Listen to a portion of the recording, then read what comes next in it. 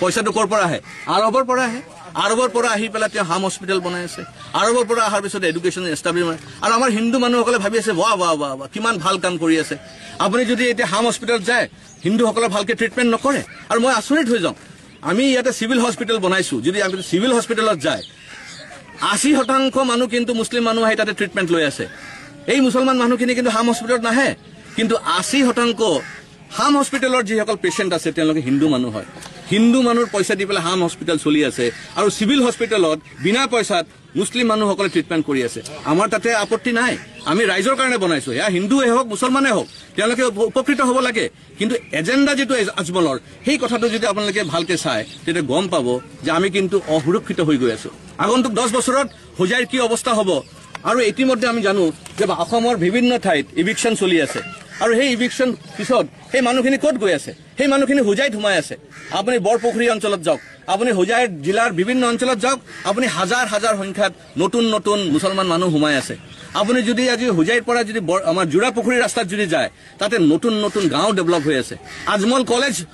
law college তাতে বনাই আছে আজমল ল কলেজৰ সন্মুখত আগতে আমি মুছলমান মানুহ দেখা পোৱা নাছিলো এতিয়া হাজাৰ হাজাৰ মানুহ আমি দেখা পাই আছো কেনেকে নতুন নতুন গাঁও আহি আছে একমাত্ৰ গোটেই অসমত ইভিকশ্যন হোৱাৰ পিছত আমাৰ হোজাইত সোমাই আছে আৰু তেওঁলোকে বেদখল কৰি আছে এইকাৰণে হস্তান্তৰ কৰাৰ ক্ষেত্ৰত চৰকাৰী বিষয়া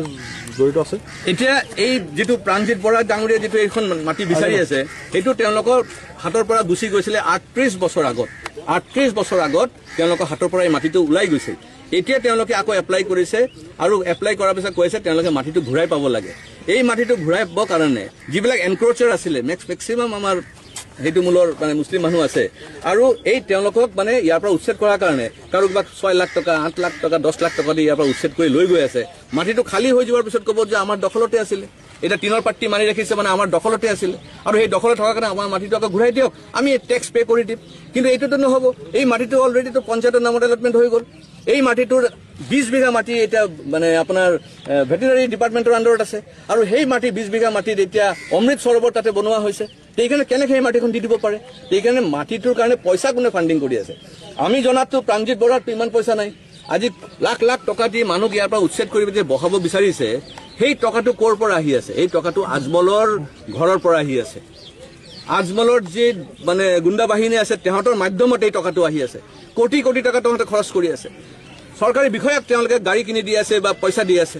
ৰাজনৈতিক কিছুমান মানুহৰ ওচৰতে গাড়ী পাই আছে কিছুমান মানুহে ফেচিলিটি পাই আছে এই ফেচিলিটি পাই পেলাই তেওঁলোকে চকু বন্ধ কৰি আছে নহ'লে আজি চহৰৰ মাজ মজাত এইটো মাটি ইয়াতে আমাৰ গীতা আশ্ৰম আছে